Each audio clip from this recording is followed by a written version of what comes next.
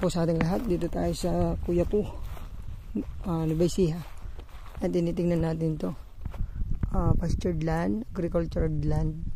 May mga mangga. So pati mga maliit na mangga, mga 35 to 40 na piraso. May mga melina, tapos mga kawayan, tamarin, mayroon ding duhat. Tapos ito bahay po ng caretaker natin. May 4 po na fish pan to. So natatamnan to ng mga palay, gulay. Ngayon may tanim na munggo. Hanggang dito yung property. Tapos may fish pan po na 4. Pasili po yung mga fish pan nito. Sukat po nito 6 na hektarya, 6.4267. So padala tayo ng titulo. Ang titled property from Cemented Road nasa 1.4 siguro, 1.5 kilometers. Paluwang ng fish pan. Tapos ito po nasa loob, pero may right of way. Gagawin po mismo ng seller natin. Siya pong magpapagawa. So uumpisan na to sa sa January 3 o mga first week ng January. Gagawin na po yung right of way papunta rito. So nakatutok yung right of way, pero ano sa barangay para semento hanggang dun kasi marami pa po dyan. So hahaba yung kanyang frontage nito. Dun kasi yung umpisa, makikita natin mamaya. Dito tayo sa kalagitnaan mga mams. Ayan po yung fish pa, napakaluwang. May mga mangga na po dyan, tas mga melina. Dito tayo sa likod. Tara po sa may harap. May mga fish pan pa dyan. So pangalawang fish pan po to. Tinitignan natin. From Provincial Road, Pangasinan to Nueva Ecija. Siguro ang travel nito nasa 15 to 20 minutes. Ito fish pan pa to. So wala na po siyang laman. Ito yung pinakamaluwang na fish pan. Tapos yung dalawa doon, may mga tilapia. So ito kung din natin problema yung kanyang gagawing right of way. Dahil si seller mismo ang mag-bulldozer ng... Kailan umpisan to? February 12? This week, no? Ito kasama po dyan. Yung mga mangga kasama po yan. Hanggang dun. Ship natin sa boundary, sa may melina din po. Doon po ang umpisahan, yun po ang gagawing kalsada. So yan po kasi sa harap na bili na rin po, kaya umpisahan na po yung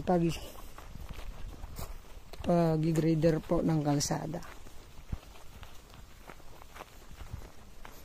Kapasok po yung 4 wheels natin hanggang doon muna sa may barangay road, tapos lakad lang tayo konti parating natin to pag tripping. Pero kapag ka naumpisan po this week, at ngayon this week nyo din bibisitahin, makakapasok na po yung ating 4 wheels. Ito yung fish pan na isa. So pangatlo to, pang-4 kung may tubig yung isa. Ang dami pong tilapia. Ayan, tilapia po yung mga yan. Tapos isa pa po dito sa likod. Daming kawayan. Pwedeng gawin yun ng kulungan ng kambing, baka, manok. Ayan. Hanggang dun po sa ating kasama. Siship na lang natin sa real. Ay, laking ibon. Kakagulat. Hulipad. Ito. Mga fish pan. Ginagamit sa painuman ng baka, kambing. Tapos, pagdilig ng mga tanim nila.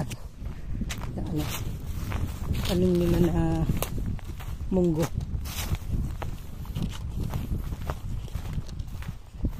Hanggang doon po yung property natin. Sa may mga puno.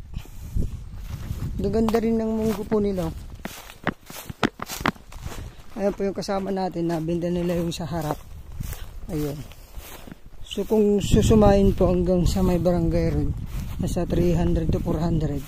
Pero yung una na, yung sa nabenta nila na 4.5 hectares, yun po yung i-griddle, lilinisin yung daan. Tapos from sa 4.5 katabi natin dito, siguro nasa ano lang, sabihin na natin mga 100 meters na lang, pero itutuloy na lang siya. So sana pagka ano to, pagpunta nyo naumpisan na para may pasok natin yung sasakyan nyo, kasi iniwan po namin yung sasakyan dun sa barangay road para naglakad lang po kami. Ayun, chinecheck na nila yung dadaanan. Ayun, ito na po yung umpisa ng property. Diyan din po yung gagawin yung kalsada. Kagandahan nito, sila po ang bumili, yung mga seller dito, para makapasok po. Sa mga gusto po ng tahimik na lugar, ang mga katabi nyo rito, yung mga nakabili din na taga Baguio, mga kaibigan nating Highlander. Ito na po yung umpisa property.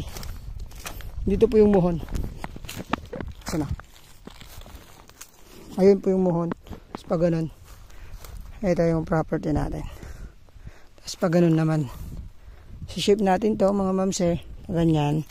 Ito naman yung dadaanan na gagawin. Diretso doon. So sana pagpunta nyo, naumpisan na para makita nyo po yung dadaanan. Hanggang doon, dito tuloy hanggang doon yung kalsada, kasi may mga property pa. Ayun yung papasok dito, medyo hindi pa siya simentado, mga 1.5 kilometers. Pasok pero progress, maluwang yung kalsada. Mga 46 meters yung ride niya. So ulitin ko po yung property na to, 6.4 mahigit hectares.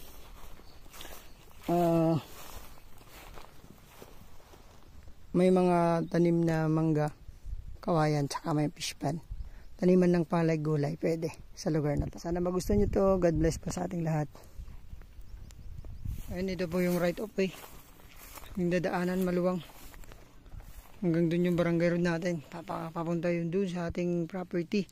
So parang ano lang talaga, malapit din lang pala. Nasa 250 meters to 300 sabihin na natin. Ito yun, kalsada. Lapit tayo dyan sa kalsada.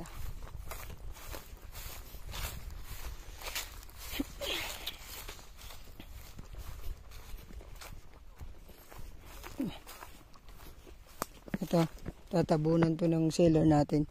Papagrader niya. Paumpisan na ngayong week.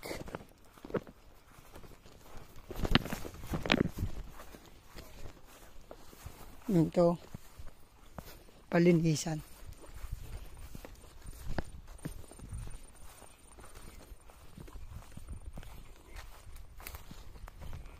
Ayan, diretso dyan kalsada na yan. Kalsada na po yan sa ating mga kasama. Ayan, kalsada na po. Kalsada na po dito. Ito. Ayan. Ito. Diretso po yung kalsada. Ito naman na. Maluwang po yung ating right of way.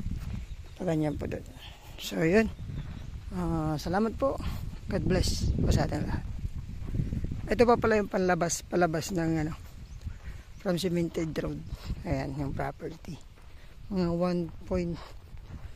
1.4 kilometers meters. So higit 1 kilometro yung from cemented road nito. And thank you po, God bless sa ating lahat.